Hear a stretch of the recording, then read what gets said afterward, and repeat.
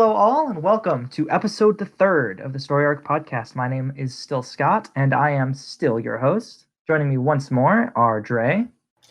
Hello, everyone. And Luke. What's up? We've got a lot to discuss today with Comic-Con at home on its last legs here. But before we get into all that, what have you guys been up to lately? Well, I'm currently on my rewatch of Close Enough on HBO. Rewatch? We're already at the rewatch period. Yeah, I'm about I finished it a couple weeks ago, and now I'm kind of halfway through my rewatch already. I've not rewatched any of it, but I have. I've seen the whole thing, and I must say, I think probably one of my favorite new animated shows I've seen in a while. I think I would have to agree with you on that. So, what is it? I've seen little screenshots and people talking about it. What it is close. I would say, Dre, are you familiar with the show Regular Show? Yeah. I think Regular Show, what it is for 20-somethings in college. I think Close Enough is for 30-year-olds. I would have to say. I think that's actually quite an apt description. So is it like Regular Show if it was like an adult comedy? Basically, the fact that it's by the same J.G. Quinzel, who is the Regular Show person. DJ? J.G. I don't know. J.G. Quintel. Letters and then a Q name. Who did the Regular Show?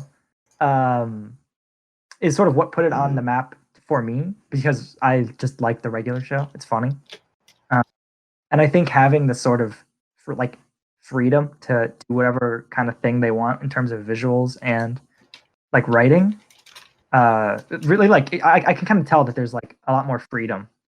Not that Regular Show played it safe. I don't think it did, but there's a lot more disturbing visuals on occasion, and jokes that are just hit a little closer to home than I will Funny say Bird I do and find Funny the Rodent character play designs of games this on show couch. way more appealing.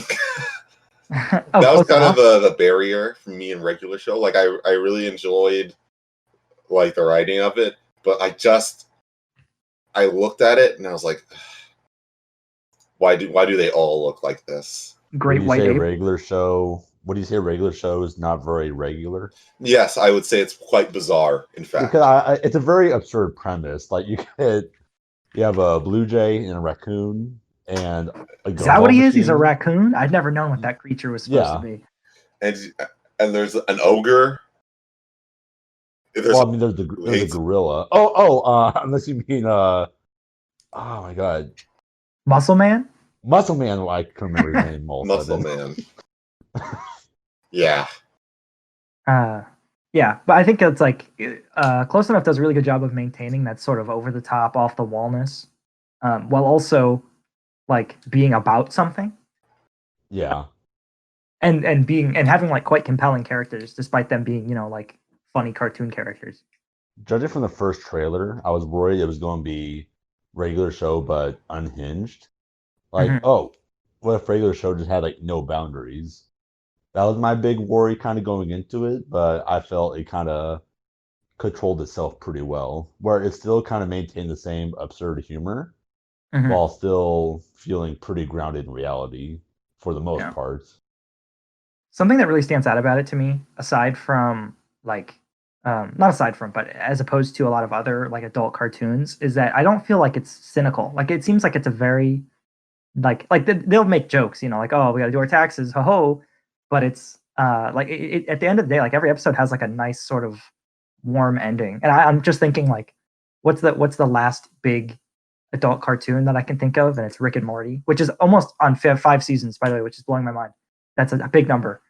But that show is very oh, everything sucks, the world's garbage, and to live is to suffer. And it's all right, old science man, I'm gonna watch this show about a happy family instead.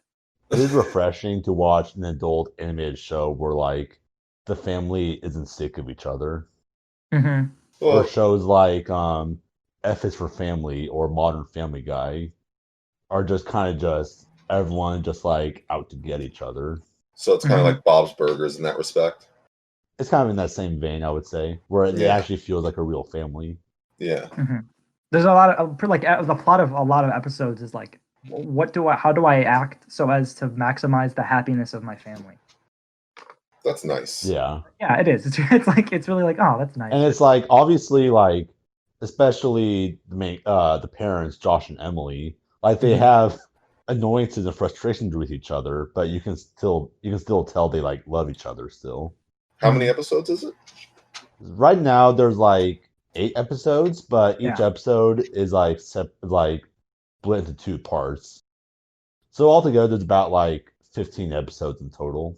That's Mhm. fantastic, Yeah. actually. It's actually I watched it with my brother, and we watched it, and we like sat down and watched 4 episodes, and then the next day sat down and we were done with the show. Is it just like a mini series, or are you getting more? I imagine we're getting more, yeah. I hope we're getting more. Because it's produced by Cartoon Network. So it is going to be like still a series, I imagine. I must say it was very bizarre at the end of some episodes to see that Cartoon Network logo pop up.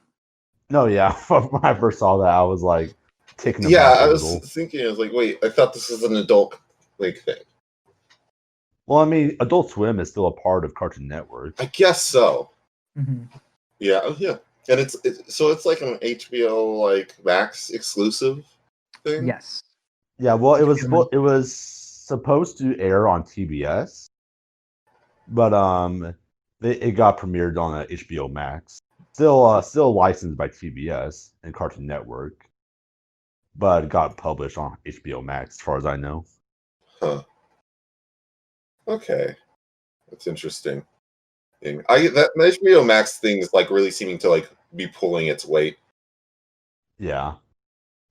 Man, I go on HBO Max a lot, and it's just like it's overwhelming.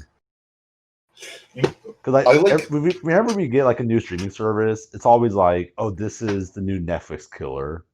Mhm. Like, um, like Disney Plus and all that, and it's like I go on HBO Max and like this has everything. It definitely seems like something I'm getting more and more interested in getting HBO Max, and I was like I like resigned myself to the fact that I would have to get Disney Plus before it came out, and then I got it, and I've used it like under 10 times, Under 10. like since I got it, and it's mostly just to watch High School Musical, the series, or even to make fun of it. A worthy Oh, to investment. make fun of it. Are you saying it's not good? I'm saying it's excellent. I'm saying it's the best time you can have on Disney Plus. Um, but this like the HBO Max seems like it actually like has like shit I would like to watch, which I guess would include Close Enough now. Ew. Yeah, and you can soon watch the Snyder Cut on it. Yes, that's fun. Yeah, No, I think my criticism of Close Enough would be I don't think it gets much crazier beyond the first couple episodes. Because at that point, I feel the tone of it is kind of stays pretty consistent at that point. You mean like it doesn't like sort of ramp up? It doesn't really. I don't really feel an escalation Mm. in the craziness, Yeah, I which is think like I'm fine. I'm fine with. I don't really want them to be like loud and annoying, obviously. But I felt the last episode was kind of a dud. Like I didn't really feel a whole lot. mhm. It actually well so the last episode does away with the like 2 half episodes and it's just one longer episode. And I actually Yeah.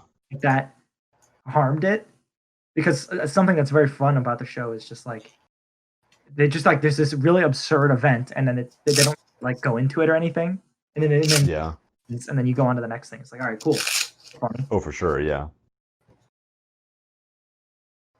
So yeah, I get what you're saying. Although I do well, another thing I like about it is that it doesn't seem like it has any interest in being serial. It's very much like you can watch the episodes in whatever order, and it's like No. fine. Yeah. It's very episodic. Yeah, which I like. I like Uh-huh. show like that. I know. I mean, I know. I was about to, like, that's how TV is. Mhm. It's just a lot of shows now that I feel are trying to like become a thing. Right. All right, I'm good. Can I just sit down and watch it? I just watch it and laugh, and then that's it. That's the end. Nah, I think it's every cartoon needs to like secretly be like a 50 episode sprawling epic. Yeah, I think if Well, I you mean, aren't you pausing on got every Total frame, Drama Island. You got Total Drama Island, where it's just like you really have to stick through like every episode in order to understand what's going on. I remember watching Total Drama Island as a kid and being really upset because I missed an episode and one of my favorite characters was gone. Yes, that was me. I was like, "What? I love that guy. Why is he gone?" Where's Cody? Guys, they forgot to animate Cody in this one. they, they forgot to get the actor. Oh my god, they forgot to pay him as well. But yeah, I mean, I think about covers it for close enough. Stay tuned because a review for Close Enough will be coming out by yours truly. Whoa! Later this month, the time of this recording. Holy Oh, moly. So look out for that. That's exciting. Dre Best, yes. what have you been up to? Not much, not much. The one big thing I've been like experiencing, one big new thing is I am playing through the Outer Worlds. Outer Worlds. Run that by me one more time. Outer Worlds. The Outer. You know the one where you're in space. The one where you're traveling around space. Not Outer Wilds. No, not the one. No, Outer Wilds is the one that you're exploring space in like 5 minutes and then it explodes. I think. Does it explode? I know there was an explosion. So. I think that's like what the Outer Wilds is about. The Outer Worlds is about how capitalism is ruining space. Damn. Space is getting ruined? Yes. By capitalism. Here. So Outer Worlds, I've been like kind of in like a Fallout kick without actually like playing any Fallout games. I just kind of been having like the feeling that I want to play them. Yeah. But I didn't really want to play 3 or New Vegas, despite those being like the exact game, like type of games I want to play. It's a very odd mood to be in. Now, sometimes you want to play a game that isn't the game you want to play. Yeah. So like the Outer Worlds, even though I made a joke about getting them confused, I actually get them confused all the time, and will have to slow down every time I say it. Oh, for sure. Before recording, I called it the Outer Wild. Yeah. So the Outer Worlds is like kind of like it's Obsidian, who kind of like makes it like their goal to like prank all the other bigger like Western RPG makers by making better versions of their games. That's like the thing with Fallout 3 and New Vegas, right? Is people liked Fallout 3 and then Obsidian had more of a hand in New Vegas and like everybody said New Vegas was better. Yeah, they made New Vegas. It's like, yep. And then they did like the same thing. They do the same thing with BioWare all the time. It's just like Obsidian are like the kid in the back of the class who's smarter than everyone, and he knows it, and he's like a real asshole about it. He like corrects the other students before the teacher can. It's like a mess. You think he's asking about homework at the end? Yes, absolutely. But he's like, wait, the essay's only 8 pages? I've already written 12. Is there a word limit? Fuck that guy. There's too many of those people. Yeah. So like I thought like that would be a nice like game to play since I'm in this like very specific mood. And I'm trying it. It's really everything I expected, and maybe that's the issue. It's not breaking. It's not like exceeding expectations in any. It is perfectly meeting every expectation I had for it. All right, I wanted like of like a funny game that was very like well written, and it like is one. It's like dialogue is really nice. The the gameplay is like serviceable and keeps me busy. And that's like it. That's it. That's exactly the game. And I feel like a jerk for being kind of underwhelmed that I got exactly what I asked for. Would you use the F word? Yes, I would use the F word. It's fun. Oh, I have fun while playing it to a point, but I don't. I guess when I've played Fallout, like New Vegas, I am like surprised by like the level of like reactiveness and like just like I'm when I play that game, I'm constantly surprised. This I am constant. I am like I go into this factory and I'm like, oh, this factory's been taken over by robots. Is there one crazy guy at the bottom of it? Yes, there is. Does he have like a fun personality? Yeah, he's fun to talk to. Does he give me a quest that I'm not sure I'll ever do? Yep. Leaves factory and never doesn't interact with it again. It's I don't know.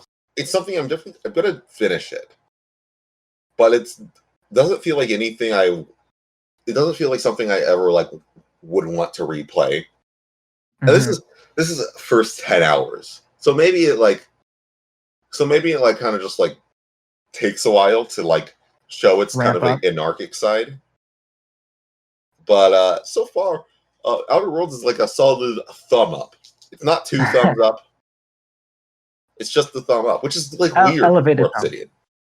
Well, so I've actually heard this criticism. I've not played the game myself, but I've heard this criticism of the game before that it just sort of it never goes above and beyond. It's like it's never bad, but it's never excellent.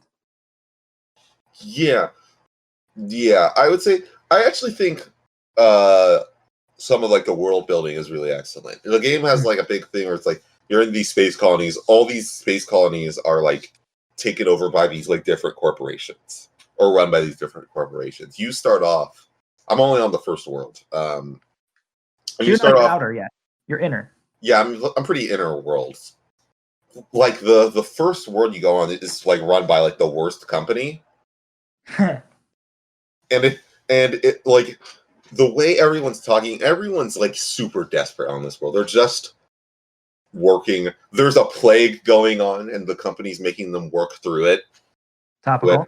And there's one of the first like quests you get is like investigating like this guy's like suicide. Except it's not really like an investigation. What it is you're trying to figure out like who you can blame it on, pretty much, because suicide in this world is like considered damaging company property, and so you're trying to like basically pin it on the guy's closest of kin, but that's really just the person who was closest to him when he died. It's like, and it's one of those things where it's like this really bleak, like world that you're in, but it's done very like dark humor, like smile on its face, and I find that really compelling. And it's like its social commentary is like very blatant and obvious, but it's like effective. I think it works as like to be like a twisted joke. I see. I won't say a ton because this is it's like a plot related game, but what you just described sounds a lot to me like the game Tacoma, which is sort of that same like you're in space and capitalism is bad kind of game. But that's like a very similar sort of premise, like what the entire plot of that game is. So that's interesting. You know, actually, didn't Obsidian just announce a new game, Avowed, right? Oh, yes. Yeah, I don't know much about that. I need to look into it, but yeah, and a new Obsidian has earned my trust, so I'll be looking forward to like anything they do, pretty much. Yeah, the trailer doesn't show a ton. You know, it's like the classic, like here's a minute of following an arrow, and then here's 10 seconds of what is probably not actual gameplay footage, but looks like it is. Is that the classic? A guy holding a sword and his other hand looks like magic. It looks a lot like Skyrim. I'm just gonna say it. Oh boy. at least from those that 10-second visual of the man's magic hand. That's what it reminded me of. But I mean, like, I don't know. That could be epic. Yeah. Yeah, this is like a minute of arrow. You just follow in the arrow. It really feels like I'm like going shopping or something. You just follow the arrow. Oh, so like they're gonna like try and like embarrass like Bethesda by doing Elder Scrolls now? That's like funny. By making a game out of it. Yeah. So there's a lot of other new announcements going on circa Comic-Con at home, at sign at home. Yeah. So I think we should just dig right in. One thing I want to talk about, because I just think it's funny, is that there's a new Walking Dead show. There's another one. Yes, finally. There's another one, and it's Stand By Me, but zombies. Okay, so I was losing my mind watching the trailer that just got this trailer because I swore they made this show already. It's definitely not a new show. The thing is, it has to come out. It was announced in 2018. Because I remember I was on a different podcast making fun of it, like a couple of years ago. Oh, and like I don't really know what to say. What can be said about The Walking Dead? That has not already been said. Yeah, it's like, dude, this pack it in, go home.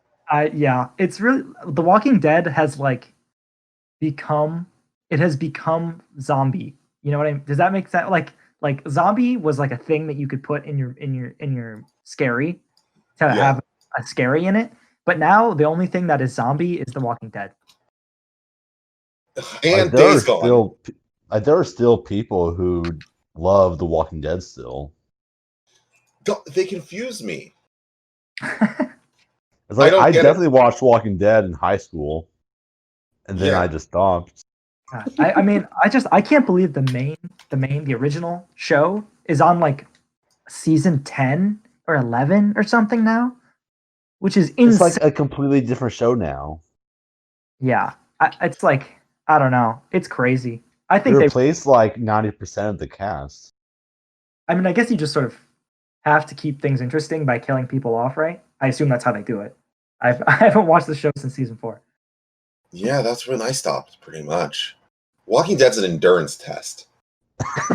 It like lures you in with a really nice season 1, and then you get season 2, and you're like, ah. Then you get season 3, and you're like, yeah, okay, let's go. Just to let you guys know that there are Walking Dead spoilers ahead, so if you care about that, for the TV show specifically, I would recommend skipping around 2 minutes ahead, and you should all be good. That's all.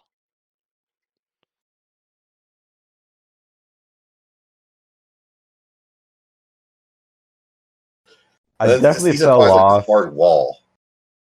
I definitely fell off after Glenn dies. Oh, by the way, spoilers: Glenn dies. But it was funny. It was not his fake out death, but the actual Glenn Negan death.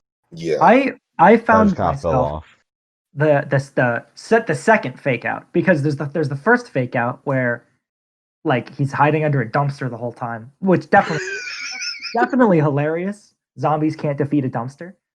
But then that sequence with like, you know, at the beginning of James Bond movie, he shoots the screen and then like a really fake looking blood comes down. Yeah. That's how the season ends, right? It ends with that like Nintendo 64 GoldenEye effect. and so they don't reveal who actually dies until the beginning of the next season. And I remember thinking that was like, well, first of all, it looked terrible. Like when I say Nintendo 64, I mean Nintendo 64. It did not look like good. On top of the fact that it's just sort of lame as an ending. It's because it doesn't really tell you anything other than, ooh, an important character died. Who do you think it's gonna be? And it's like, all right. And it's like then like all us like comic readers were like, we know who it's going to be. It's going to be the guy you just like flagged is going to die. And then it's like, oh no, they killed Guy, Ginger Guy, and then he kills the guy we all thought was going to be. It's like, wait, we're not talking about the show that got announced. We're not. You're what? Okay. What do you guys think of Stand By Me? What's it to say? Yeah, it's Stand By Me. There's zombies. There's a kid who says we're the future. All right. So we're in like a gated community. Of zombies, like 2 years. 10 years. 10 years. 10 years on. Christ. These are like little babies at the time, I guess, when the zombies happen. And then they're like living like a normal-ish life. I remember the first trailer for this was like it tried to like kind of hide the fact that it was like a Walking Dead show at the first part of the trailer, and then it's like, oh, we got to go into the land that we've never known because we've lived in the school our whole lives or whatever. You know, like this isn't even like a bad idea for a zombie show. I don't think. No, I don't think so either. I just think this, like at this time, it's like The Walking Dead is just so stale as a brand. I would be more interested in it if they called it the Sauntering Not Alive Anymore. You wouldn't. No, but you know what? I like. You're right. It is the name The Walking Dead immediately puts me off of it and makes me like not interested. There's a zombie that vomits bees. Yeah, that was awesome. That was a little cool. That was epic. I think Beehive Zombie maybe is like a Funko Pop that will be made. Definitely. Oh god. I think everyone just remembers the well zombie from like season 2 of Walking Dead. Oh my god. Yeah. That's really the only iconic zombie I can think of. No, there's the first zombie. Show. There's the first zombie lady. Oh yeah, first zombie lady is kind of owns. Then there's fake Shane zombie. Wait, is Shane actually turned into a zombie, or is that like it's Shane turned to a zombie. That's when it got revealed. Where like if you die, you turn into a zombie, even if you weren't bitten. Oh yeah. There's a kid here who has a big video game wrench. Oh my god, I saw that. Where's the big bright red? Is it the BioShock wrench? It's a shock wrench, I think. He has it's like huge. It's like the size of like an arm. It definitely does 10 damage. Yeah. It has stats. Yeah. You can like upgrade it. yeah, for sure. You can like you get enough crafting materials. You get the silver wrench halfway through the game. Yeah. I like the kid dressed up as like Doctor Who. That's the one with the wrench, I think. Yeah. I don't know why why he's dressed like an old man. Because they're detached. They're not. They don't have like 8 seasons of dirt on them. They got to build up to that. You're getting bigger and bigger every season because the dirt layers just keep adding up. That's like actually like how it is. You see Rick at the start and Rick at the end. He's just a fucking caveman. It's like Obama when he took office and Obama when he left office. Yeah. I remember there's a scene in like season 5 where he takes a shower and it's kind of funny because it's like, yeah, about damn time. Yeah. I'm proud of him. Damn, that must feel so nice. Maybe I should shower for like years and stay in the forest. Have fun. How do you think these characters like maintain their dental hygiene while like kind of out in the wild? Because I'd say a lot of them still have pretty good dental hygiene still. Yeah. There's also like. Why are you looking at their teeth? You want to look at their chompers? They definitely shouldn't have any teeth. You're right. Well, okay. Here's my theory, right? Because it took a while for us to get to fluoride as a species. You know. Yeah. And like we also didn't have like soda and sugar melting your teeth. I'm guessing these people don't either. They're probably eating carrots and potatoes for every meal. I guess it's probably accurate. So they probably don't have a lot of teeth melting shit. Although, you know, A whole life of like, teeth melting beforehand, though. yeah. Well, they were like 5 years old Oh, I guess in the in this universe when the world ended. My assumption is yeah, that's yeah. maybe they just have wooden teeth. They're Aben out. Was that an Abe? I thought that was a Washington. You're correct. I'm You're definitely correct. intrigued how we're going to get like 10 more years out of this show.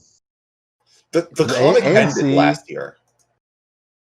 It's That's what I done. did, but that won't stop them from making like spin-off shows. Because Fear the Walking Dead and this new show coming out, I assume, are like original stories, right? Yeah, I believe guess. so.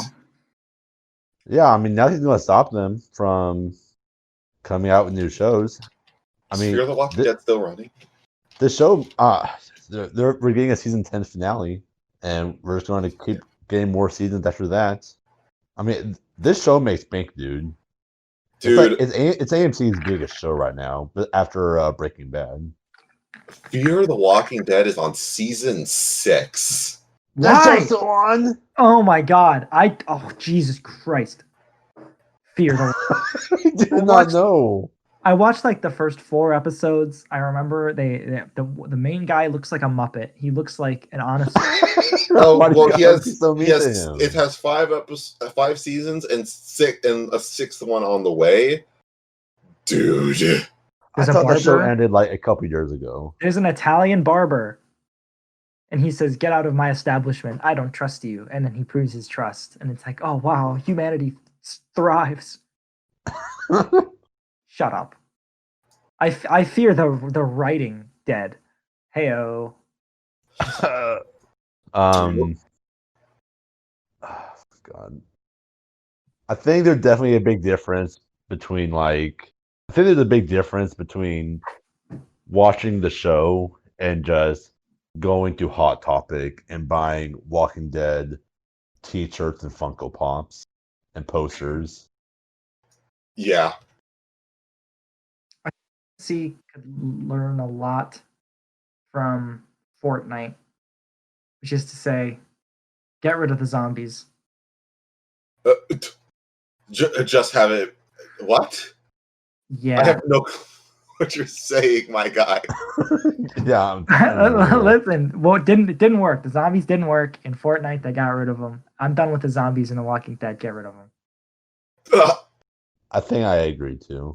Rick Grimes Battle Royale. Everyone's a grime. Remember Overkill's Walking Dead?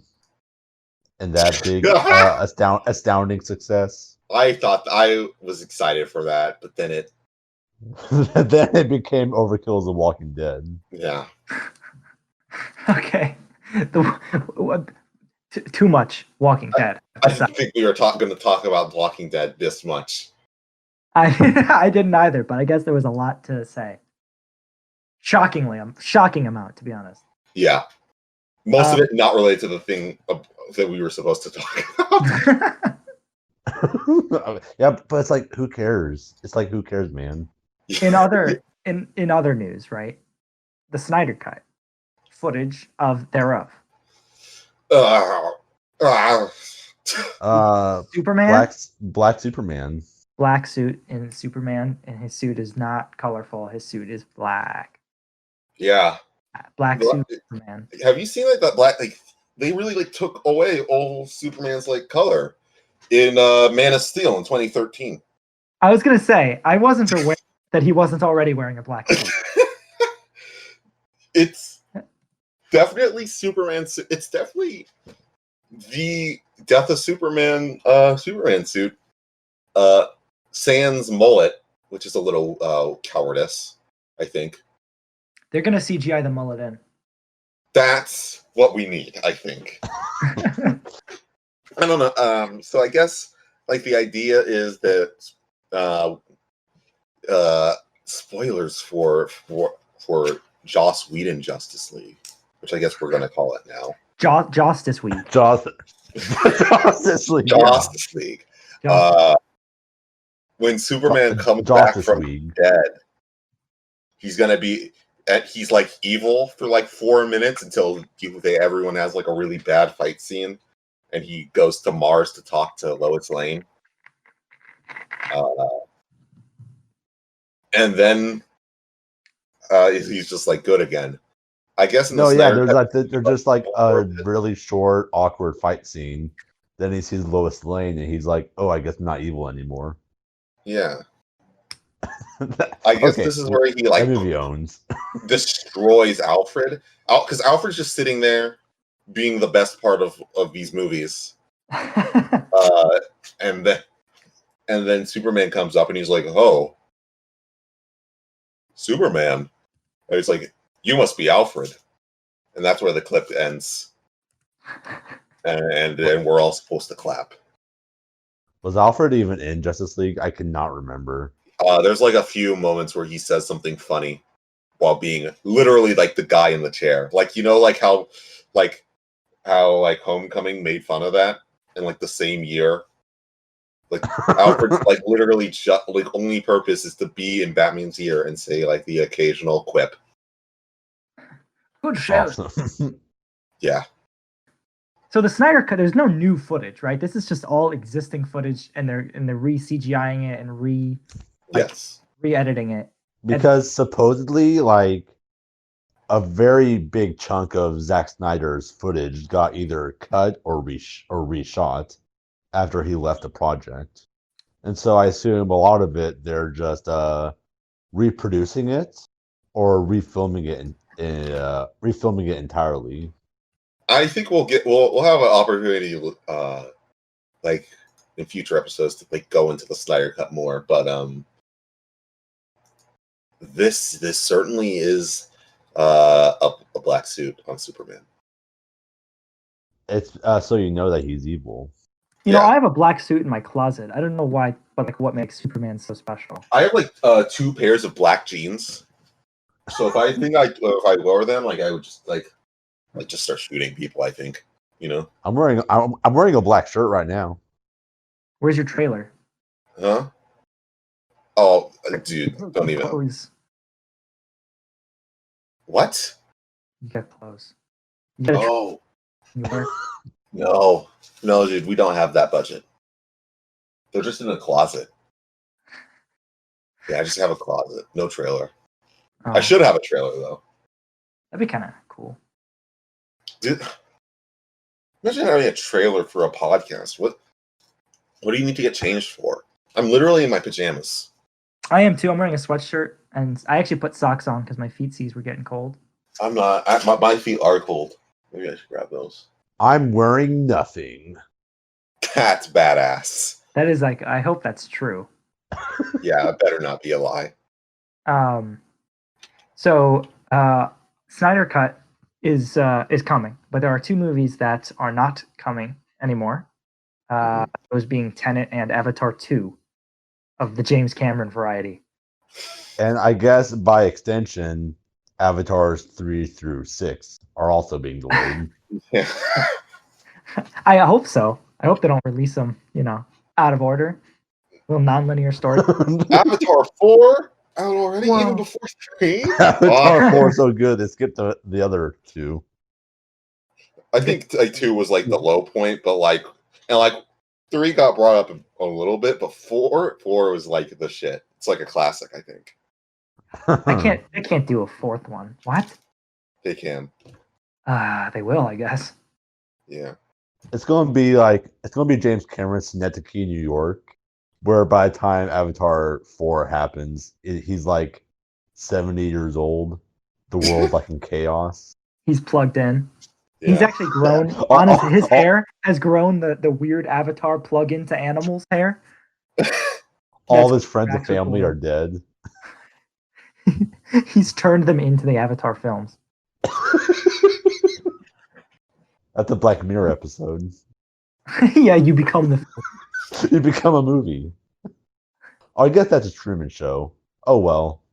Oh, I like that though, so I can't laugh anymore. There's like Yeah. a specific reason why Tenet's no longer like or is being delayed, right? James Yes, Cameron's doing because it. like the movie's completely finished. It's ready for release like right now. But because of COVID, it will not be releasing anytime soon. Because Warner Brothers is saying that they want this to be the movie to bring people back into theaters, which is I get it, but also feels pretty scummy to do. It seems like kind of like a weak thing because this probably would be the biggest digital release so far if they did release it because of the Christopher Nolan film. Well, hold on. Let's not undervalue the work of Trolls World Tour. Like, okay, listen, I get it. Like, it's like, okay, 10 would be like the second biggest release. Yes. I mean, but Naka, that's like a good point because Trolls World Tour did like it did really well for a digital movie. Mm-hmm. Like it actually became one of the biggest releases of this year. And it started a whole talk. It started a whole talk of like whether or not we actually even need movie theaters anymore. It wouldn't surprise me if a digital Tenet release was less successful than Trolls, specifically because Trolls is targeted at kids, and parents are desperate for something to give their kids right now. Yeah, and always. They just. You wouldn't show your kids Tenet?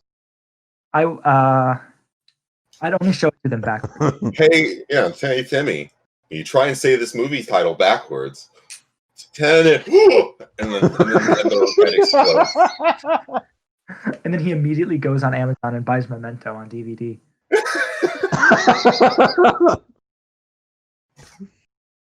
Yeah. You know, I guess like I get it that they just wants to. They want like. Wait, no, I don't actually. I mean, we've only had like 3 Netflix movies be nominated for Best Picture in the last 2 years. Mm-hmm. Roma, Irishman, and Marriage Story. And I feel there was one other movie that I can't remember. But there's obviously still like a crowd, an audience for digital movies. Right. People will still see your movies. And when theaters open back up, you're not going to be able to have like a huge release. Exactly. Because they're going to be coming out on like limited capacity. And AMC will be like, for example, AMC has said that they're going to limit the number of people who go into the theaters anyway. Mm-hmm. Yeah. So it's limited capacity. You cannot do like you can't do like a Marvel movie like incredible opening weekend unless like literally every like theater like room they have is playing the same movie. Yeah. Its opening week probably couldn't even match like Inception or something like that. I definitely went to a movie theater one time. There were 7 theaters full of Star Wars Episode 9, and then one other room with cats. And I definitely saw cats. I saw cats that day. That was the only one in the entire theater. I didn't even think about this, but it's going to be expensive too. I mean, movie theaters are already pretty pricey. Yes. Think about it. You're going to have less people in the theater, so you're going to have to charge more to break even. Yeah. Or to be profitable, especially after being closed for however many months. Yeah, this is it. I Tenet would do better digitally, like almost assuredly, because also like there's going to be a lot of people who aren't going to go and fucking risk their health to see Tenet. Yeah. No, Grandma, you have to see. I don't care if you're at risk. You can say the movie title backwards. You got to see the ending, Grandma, before you see your own ending. I don't know. I definitely think there are movies you need to see in theaters. Like, I would not have had the same enjoyment of The Lighthouse, for example, if I just saw it on my Blu-ray player. I Mhm. think there are movies specifically designed for movie theaters. Right. Yeah, I do feel the same way. In fact, actually, to use another Nolan movie as an example, I've seen Interstellar 3 times, I believe, twice in Oh, theaters, definitely, yeah. one time not in theaters, and like it's better in theaters just because the surround sound you get in a theater and the huge screen. It's like that the visual Absolutely. be seen with that level of detail and sound quality. However, Yeah. when I watched it in my living room, it was still a good movie. Right. Yeah, no, I'm not denying that like you can definitely see a movie anywhere. Like you can Right. watch a movie on your phone, Also, despite what David Lynch would say about that. are people missing out money because of this? I'm like wondering, like, is like the delay of this like movie delaying people's like payment? I don't think so. Aren't movies usually funded up front and then Like, people are paid back after they get the money? right? I I mean, guess I'm sure there's a lot of studios that like they've already been paid to make the movie, like the special effects artists and everything. Right. I I'm sure the guess so. people who like might not get paid have been paid. I would hope so. I just don't know who they're benefiting by delaying this movie any further. I don't know. When it eventually comes out, it's Because gonna be like this movie does not have a release date anymore, as far as I know. What about Avatar the second? That makes sense because they've already been making it for like 11 years now. Yeah. So it's like obviously So, they're still in the process of making it, so it makes sense to delay it. right. But but it would be another thing if it's like done already and they're just kind of waiting it out for some reason. Plus, I mean, delaying Avatar 2 gives them a couple more years to just refine those special effects. Yeah. Yeah. Physical 3D that you can touch. James Cameron comes out dressed in blue and gives you a back rub. The next step will be the giving Avatar 2 a scratch and sniff. Shrek. Spy Kids 4. Spy Kids 4 did that? Yes, it did. Yeah, Spy Kids 4. Like it showed like a That foot. movie came out way too recently. If it showed like a foot, you would scratch the foot and sniff and be like, "Oh, that smells like a foot." Or you just like didn't. Because why would you want to smell a foot? Because it's Spy Kids 4 came out in 2011? Yes. There's no way. I thought it was way more recent than that. I did too. I thought it was like 3. I guess it wasn't too recent for scratch and sniff. Spy Kids 4 was ahead of its time. Definitely has nothing on Rugrats Go Wild though. Yes. God, I remember that. Yeah, this year, in conclusion, this year has sucked for movies. Yeah. No, dude. We got Sonic.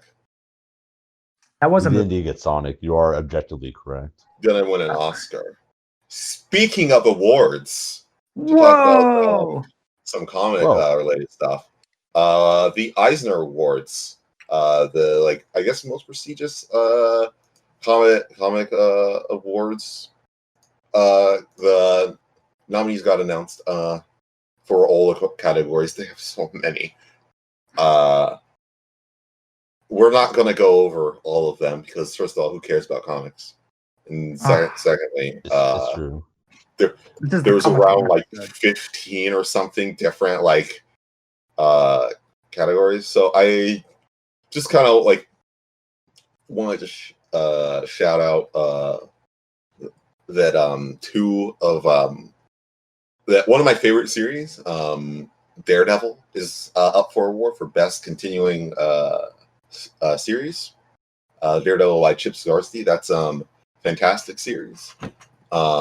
And Immortal Hulk, which is something that everyone's been adoring, is up. There's it's a lot. The Eisner Awards is usually very indie dominant, but this year it feels like it's more than usual, and it makes me sad because I've had less and less time to read my indies. Mm-hmm. I'm feeling a lot less like superior to people. Well, so I am not nearly as avid a comic reader as you. I think Yeah. that's Well, maybe.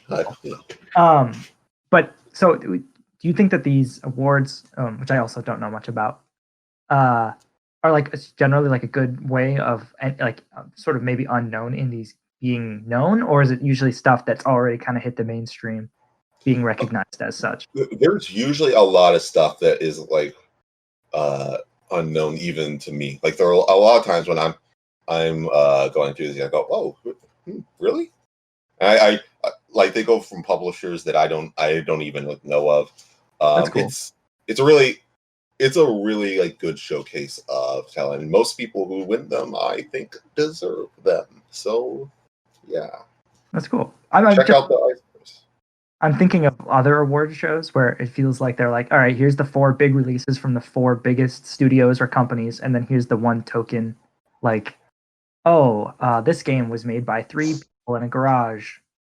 It's usually here's the token Marvel or DC book That that we thought was good.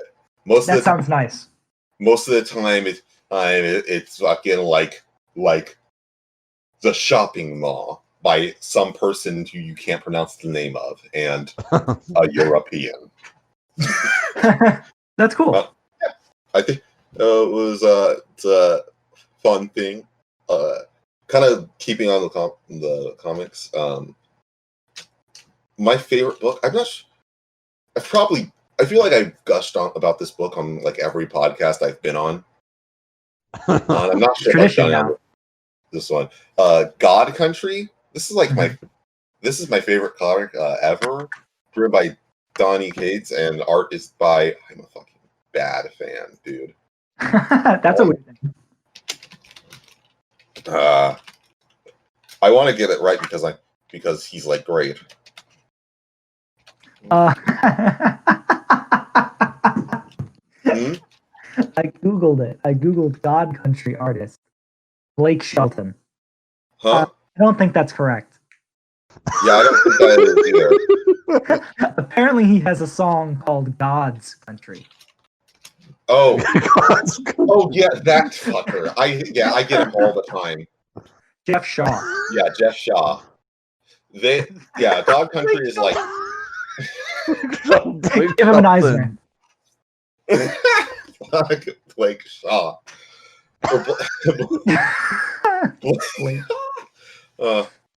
So yeah, Donny Cates and Jeff Shaw. They're like one of the best duos I've ever seen in the comics. They complement each other like incredibly well, and they're doing a follow up to God Country.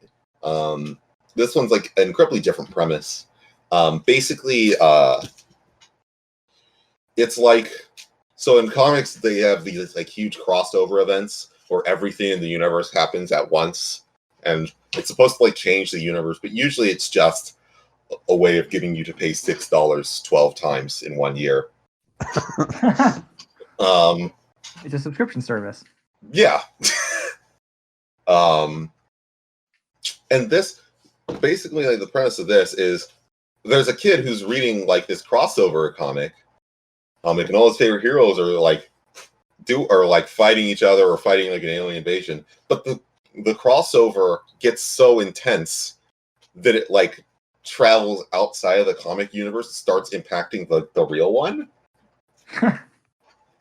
So it's like if it's a like universe-ending catastrophe Jumanji'd itself. It's kind of epic. Yeah, I'm like, well, there's not much to it except that it has an amazing cover and an interesting premise. But I wasn't gonna let this podcast go without mentioning it. Fair enough. It would be criminal. Yeah. It'll be no crossover. good. I'll read it. It's probably going to be fantastic. Got to read the original too. Huh? The original God Country. Yes, you do. Yeah. And I need to listen to God's Country. You don't. By Blake Shelton. Listen to God's Country while reading God Country. Yeah, that's every listener's homework is to read God Country and hear God's Country. Dre, Read I'm God's looking. Country. Yeah, look at the God's Country YouTube video, and then don't click on it. Dre, I'm looking at this image you posted, and it's like this poor kid is like getting eviscerated by this comic book. Yeah, That's how good it is. yeah. I've read some crossovers that done this to me, but not for good reasons. It says Jeff Shaw right there. Yep. Oh, bad fan. What can I say? I'm a bad fan. Don't even ask me who the colorist is. I won't be able to tell you. Yeah, So, I'm sorry. So I know you're very hyped for this particular comic sequel, but there's another big comic sequel that I think everybody is extremely excited for, which would be Rorschach. Okay. Rorschach is like a book that is probably going to be great, but I don't want to see it at all. I don't want to read it. I don't want to touch it. So, like, Watchmen was, like, brought into, like, the DC universe. This doesn't look like this looks like it's just going to take place in the normal Watchmen universe. So, like, Tom King's writing this, and I'm a big Tom King supporter, if not fan. Mm-hmm. Interesting category. Like, the thing is, I think he does really interesting stuff almost all the time. I just am always dubious of the quality of it. Not always, because sometimes he's legitimately written some of the best comics of the last 10 years. But also sometimes he just kind of like writes a Batman book where he teams up with Blue Beetle, and it's the worst thing. It's just the worst thing ever. Not Blue Beetle, Booster Gold. God, that book sucked. So he's also just really controversial, and like he's controversial for good and bad reasons. Basically, he's in like a mode right now where he can't write anything without comic book fans who think they know something, trying to pick apart like everything he says to try and prove that he's this like terrible monster human being. Because he like killed off Wally West or whatever, and so he's obviously has to be like a psychopath. So he's writing a book about Rorschach, and the premise of this is that it's like 35 years after the original Watchmen book. Spoiler alert for Watchmen: Rorschach dies. Damn. This is like following a new Rorschach, someone who's taken after the original. New Shack. And he's attempting to assassinate the president. And that's like the pitch we have. It's going to be 12 issues. I hope it comes out. The art we've seen looks quite fantastic. It seems like Tom King's kind of taking a different break from his like usual, like a different. He's not doing his typical panel structure. It seems like he's doing a lot different here. And I just wish I was excited for it. But I know all the discourse around a Tom King Watchmen book is going to be nothing but a headache. It's just too much. It's just too much. And then I haven't gotten to the Watchmen. Oh, give Alan Moore the rights back. Should we? Who cares? I don't, just watch, man. I don't know. I don't care anymore. It's a DC Black Label book, which means they're able to do more violence and gore and sex. Can I say naughty words? They can't say they can say fuck all day. If they wanted to, they could release a book that was just fuck, like black Arial text fuck on every page. I believe that is the Angry Video Game Nerds memoir. Yeah. Yeah, you know what? It's gonna be like, it's a Tom King 12-issue mini, and that's kind of like his comfort zone. It's his like special like Avatar state where he just like is fantastic. So like